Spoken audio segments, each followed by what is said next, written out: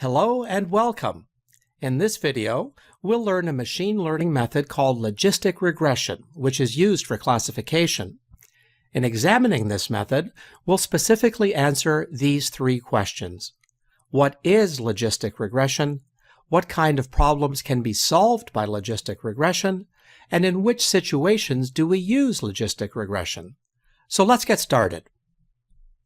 Logistic regression is a statistical and machine learning technique for classifying records of a dataset based on the values of the input fields.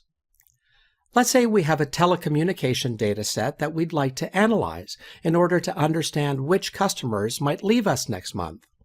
This is historical customer data where each row represents one customer. Imagine that you're an analyst at this company, and you have to find out who is leaving and why. You'll use the dataset to build a model based on historical records and use it to predict the future churn within the customer group. The dataset includes information about services that each customer has signed up for, customer account information, demographic information about customers, like gender and age range, and also customers who've left the company within the last month. The column is called churn. We can use logistic regression to build a model for predicting customer churn using the given features. In logistic regression, we use one or more independent variables such as tenure, age, and income to predict an outcome, such as churn, which we call a dependent variable, representing whether or not customers will stop using the service. Logistic regression is analogous to linear regression, but tries to predict a categorical or discrete target field instead of a numeric one. In linear regression, we might try to predict a continuous value of variables such as the price of a house, blood pressure of a patient, or fuel consumption of a car. But in logistic regression, we predict a variable which is binary, such as yes-no, true-false, successful or not successful, pregnant, not pregnant, and so on, all of which can be coded as 0 or 1. In logistic regression, dependent variables should be continuous. If categorical, they should be dummy or indicator coded. This means we have to transform them to some continuous value. Please note that logistic regression can be used for both binary classification and multi-class classification. But for simplicity, in this video, we'll focus on binary classification. Let's examine some applications of logistic regression before we explain how they work. As mentioned, logistic regression is a type of classification algorithm, so it can be used in different situations. For example, to predict the probability of a person having a heart attack within a specified time period, based on our knowledge of the person's age, sex, and body mass index.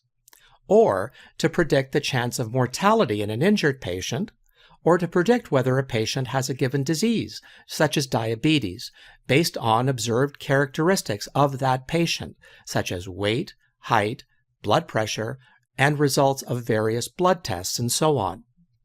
In a marketing context, we can use it to predict the likelihood of a customer purchasing a product or halting a subscription, as we've done in our churn example. We can also use logistic regression to predict the probability of failure of a given process, system, or product. We can even use it to predict the likelihood of a homeowner defaulting on a mortgage.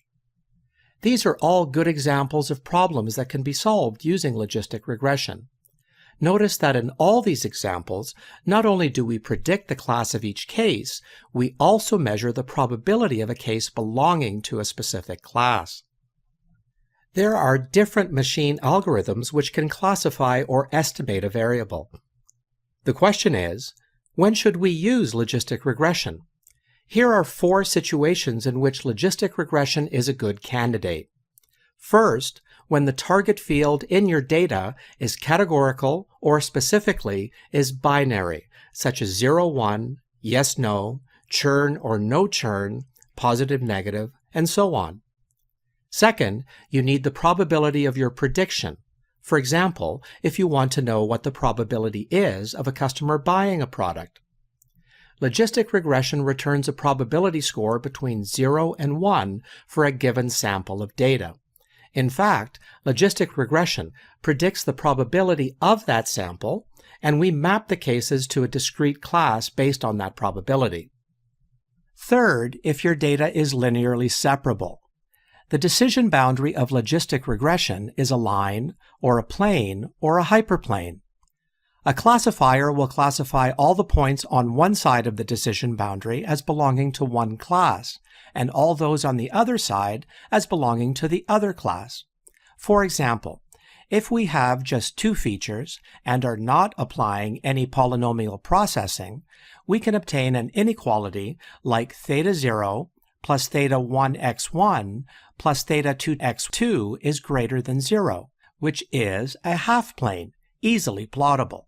Please note that in using logistic regression, we can also achieve a complex decision boundary using polynomial processing as well, which is out of scope here. You'll get more insight from decision boundaries when you understand how logistic regression works. Fourth, you need to understand the impact of a feature. You can select the best features based on the statistical significance of the logistic regression model coefficients or parameters. That is, after finding the optimum parameters, a feature x with the weight theta 1 close to 0 has a smaller effect on the prediction than features with large absolute values of theta 1. Indeed, it allows us to understand the impact an independent variable has on the dependent variable while controlling other independent variables. Let's look at our dataset again. We define the independent variables as x and dependent variable as y.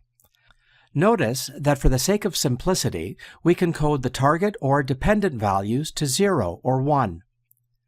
The goal of logistic regression is to build a model to predict the class of each sample, which in this case is a customer, as well as the probability of each sample belonging to a class. Given that, let's start to formalize the problem. X is our data set, in the space of real numbers of m by n, that is, of m dimensions or features and n records. And y is the class that we want to predict, which can be either 0 or 1.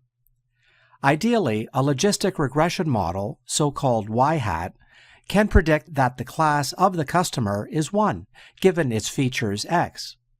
It can also be shown quite easily that the probability of a customer being in class 0 can be calculated as 1 minus the probability that the class of the customer is 1. Thanks for watching this video.